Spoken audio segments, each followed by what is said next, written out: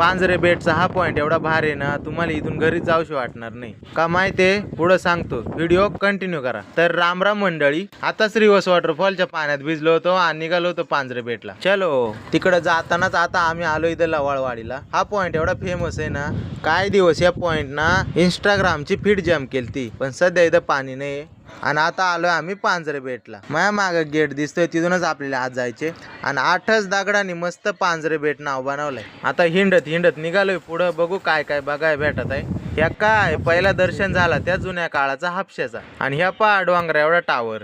आणि आता आलो एकदम मेन पॉइंटला. इथं बघा ना कशी घरा बनवल्या ती. इथून ना सनसेट एकदम भारी दिसतोय बर का. मला जर एखादा घर फुकाट दिला राहायला तर मी बिंदास राहील. 2-4 म्हशी पाळली इथं. एकदम भारी वातावरण आहे, सगळीकडून पाणीच पाणी, मध्ये जमीन. बघा काय भारी वातावरण आहे. एवढा भंडारदऱ्याचा पट्टा फिरलो, मग भूकही मोकार लागली होती. मग काय खोलली आपली शिदोरी. आम्ही काय आणलाय डायरेक्ट मिरची भाकर.